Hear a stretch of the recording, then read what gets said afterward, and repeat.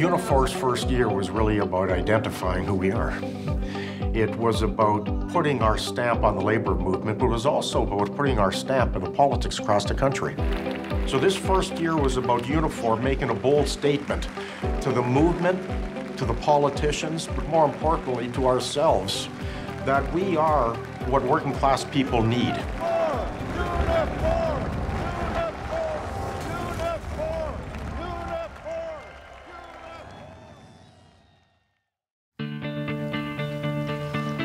Ici, c'est une très belle région. On a beaucoup de choses proches pour pouvoir se divertir, mais en même temps, on n'est pas trop loin de la campagne. Fait que c'est une très belle place à vivre, moi. Bienvenue chez Silicium Québec! Ce que vous voyez ici, c'est les fournaises, une des 3 fournaises. La roche de silicium a beaucoup de fonctions. On va vendre ça à des compagnies qui vont faire un procédé chimique pour le transformer en silicone.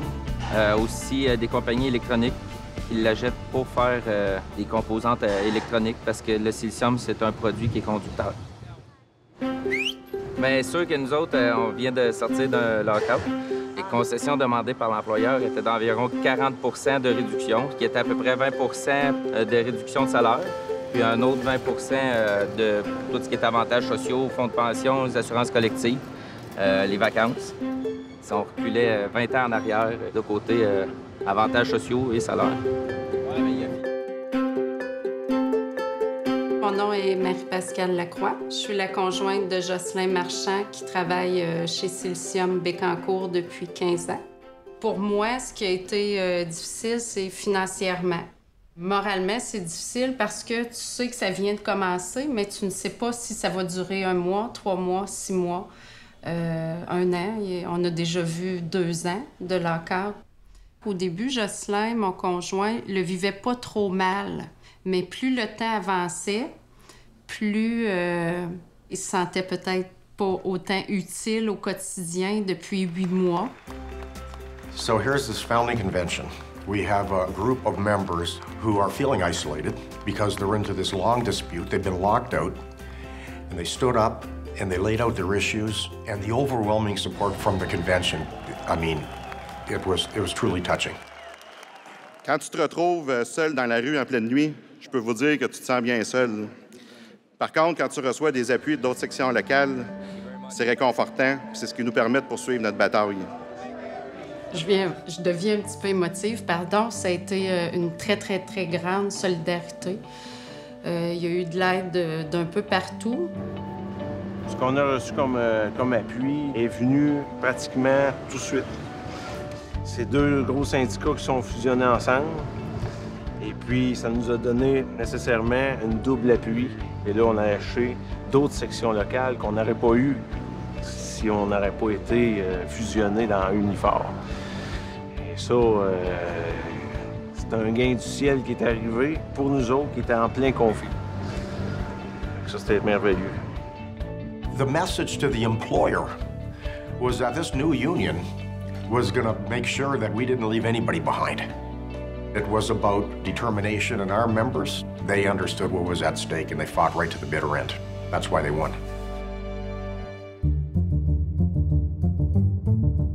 This is my challenge to Conservative leader Tim Hudak to a debate. This is a party that was going to destroy the trade union movement. So this was about the trade union movement destroying that ideology. There is no way that the Conservative government in Ontario was going to introduce right-to-work legislation. What happened in Ontario was going to spread across the country.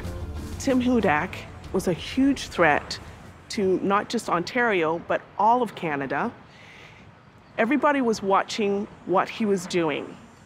Once they saw that he wanted to eliminate 100,000 jobs in one go once he got elected, bring in the legislation against how dues would be paid for our members, it just would have decimated everything that unions stand for. So the biggest thing that Tim Hudak was after was the RAM formula. That was a big eye-opener for myself personally. I was very afraid and felt really obligated to go and speak to my members about it and educate them based off of how I was educated about it. Being at home and being with my family, we were elated that Tim Hudak was defeated. I didn't even bother to watch his speech because I was like, yay, he's not gonna be in. This is brilliant. I cannot believe that we've done the work and the work won.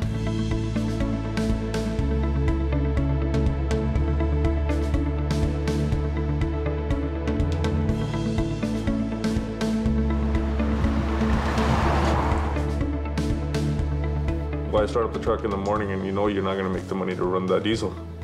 $75 a day to $100 a day for diesel. The rates were so low, expenses were so high, trying to raise a family.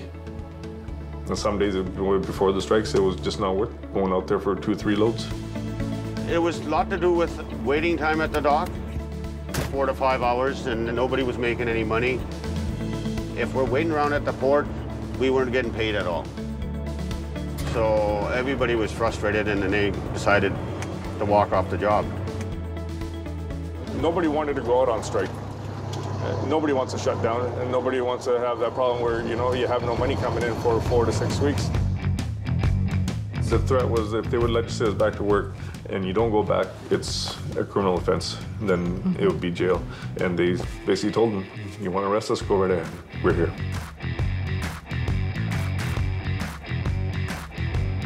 We had a convoy that went from outside of Vancouver right through to a massive demonstration. When they understood that we were defying the legislation, they understood that the only alternative was to negotiate. And at the end of the day, we stood right in the Premier's office and announced to all of Canada that we had just solved the Port of Vancouver dispute. And it was a significant victory for not only our members who were in the dispute, but for our members right across the country. Since Unifor has been formed, now actually the governments are listening to us.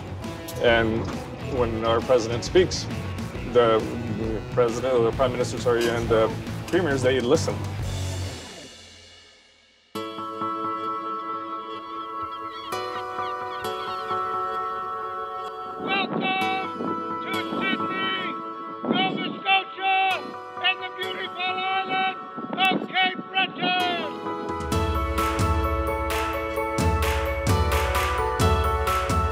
Stevedore down here at the Logistics in Sydney, and I've been here for 28 years.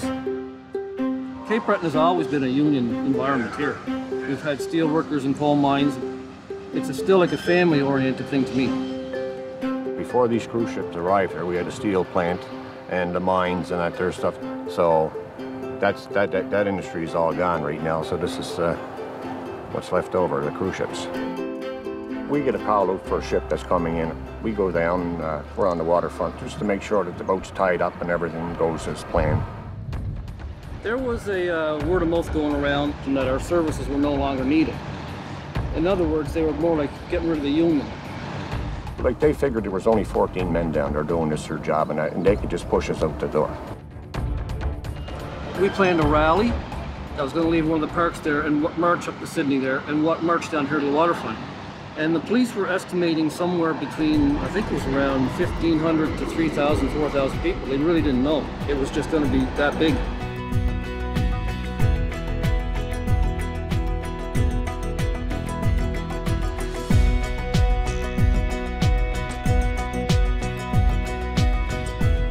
Then we went to a couple more of the council meetings, and the council members, they really turned for us, and they were behind us 100%.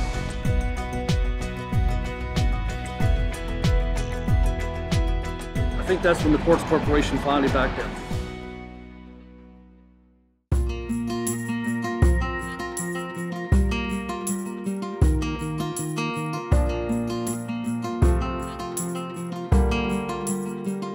I'm a heavy equipment operator.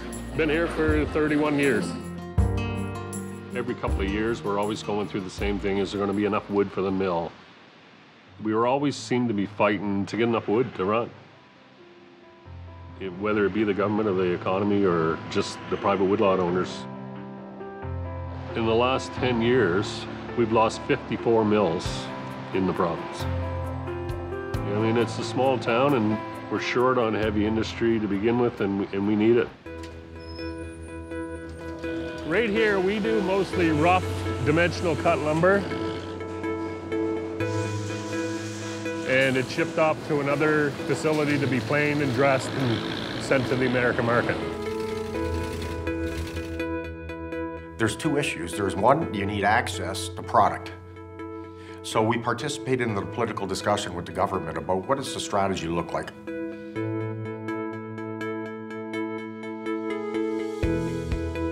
Two, you need the capital to refurbish the existing mills. Well, the Irving announcement, they announced about $500 million worth of investments, which was really going to upgrade 4 mills. This is about what happens when labor, the business community, governments, everybody gets involved in a discussion about the strategy, about what do good jobs look like. How are we going to take advantage of our natural resources and raw materials here in Canada to put Canadians to work? Welcome to St. John, New Brunswick. It's pretty foggy today, but I swear it's a nice city. I work at Irving Pulp and Paper as a lab tech. I grew up in Hammond River, about a half hour outside of the city. A lot of people leave their family or they uproot their entire family and go out west. That's very common. I consider myself one of the lucky ones to be able to stay in New Brunswick. I don't really ever have to worry about moving away to get a better job because I feel like, you know, I have it pretty good here with the job that I have. I enrolled in New Brunswick Community College. I did all 3 work terms with the pulp mill, and then they gave me a full-time job before I even graduated. So when I first started at the pulp mill, I did shipping, receiving work. I was trained to drive a forklift, trained to drive a loader. So that loader that's going right now, that's what I used to drive, that exact one. This lab is a lab that I've been wanting to get into. If we weren't unionized, I would be making a lot less than some of my male coworkers. So I'm really happy that, you know, there's that equality and I never have to worry about that being a part of Unifor. Well, the community chapters is about extending our union to the community. It's about inclusivity. So the Freelancers Union is a prime example. Here is a group of workers that it's very difficult for them to join a traditional union. But as individuals, they want to play a role in the broader debate. They want to make sure that their issues are heard. They understand that if they come together collectively, they have more strength. I'm Suzanne Gallant. I'm a video producer and director, and I'm a member of the Canadian Freelance Union. I work contract to contract. I work from home mostly on the days where I'm not out shooting. There's a tendency for, I think, freelancers to underbid and undervalue their work in the hopes of just scoring the next contract. We really need to start thinking about preventing the race to the bottom. The Canadian Freelancers Union is a community chapter that's under the larger umbrella of Unifor. And I think that makes sense for the Canadian Freelancers Union because we are a very diverse, broad group of working people who don't necessarily share a common employer. I think as the economy continues to pursue this trend of precarious contract workers, see if you can actually become potentially a really interesting, important union that has a role to play.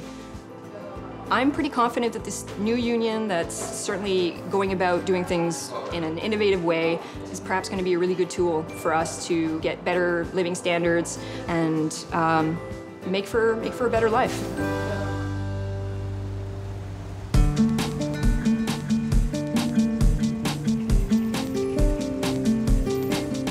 My name's Liz Marzari. I'm unit chair at the Toronto Star. This is one of my favorite pieces of Star memorabilia. It's a photo of the signing of our first contract way back in 1949. In the background, you'll see Beelan Hondrick. He was the first president of the Guild, and his son, John Hondrick, is the chairman of the board of Torstar right now. One of our units, the Globe and Mail, was in contract negotiations in the last few months. It was quite a heated bargaining. It got down to the last wire, and the biggest issue for them was the desire on the part of the company to have journalists write what we would call advertorial copy. What the pressure at the Globe was, they wanted to be able to assign their news journalists to write advertorial, to not identify it as advertorial, so it would be written by a regular journalist. It would appear to be a regular story, but it would be all about a particular company. Obviously, this was a critical issue for the journalists in our union. It goes to the heart of their credibility and the heart of what journalists do. It became a lightning bolt issue for the newsroom and for the other staff at the Globe as well, and for other units within Local 87M. They took a couple of strike votes, actually, and got down to within 24 hours of a strike deadline. Because of the strength of the membership, they were able to fight back that desire on the part of the company to have them write advertorial. It's so vital that we have a robust news industry and a media that can report in an unbiased way. And that goes beyond just what we do in our workplaces. It affects the community around us and the communities that we service and that we're part of.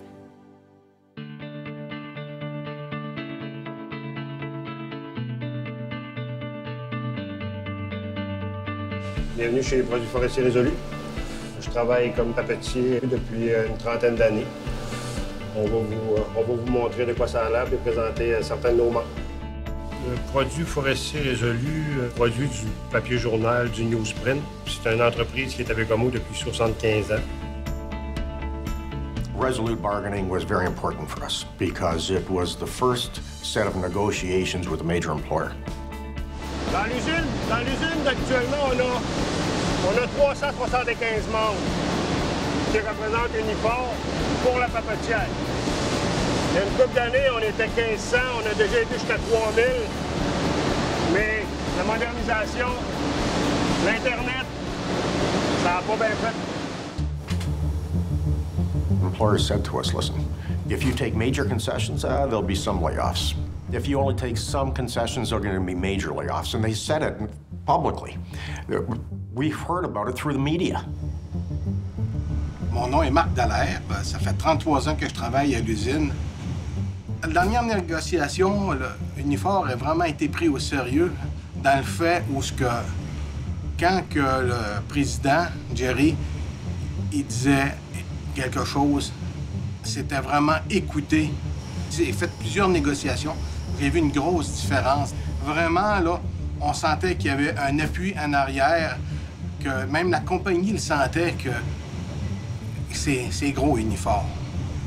J'étais là au congrès de fondation. Au premier abord, je trouvais ça énorme.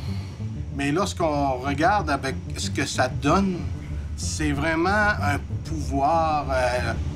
On est puissant. So resolute bargaining was about bringing the jobs back in-house because our members really got hammered during the economic recession. Our members took wage cuts. We gave on benefits, time off the jobs. So resolute bargaining was about getting it back. And it was about saying, not just to Resolute, but all the employers, that this is a game changer. Our organization is going to do everything we can to fix the wrongs. Dans l'industrie forestière, le contre-type, c'est qu'on choisit un groupe qui est pour un employeur, comme là, on a choisi Résolu, négocie une convention collective, puis quand elle est ratifiée, bien là, les autres doivent aller chercher la même chose. Ils peuvent pas aller en bas, ils doivent aller chercher mieux, mais pas en bas.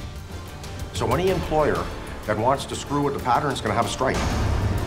Our days of standing still and going backwards, they're over. This is about progress.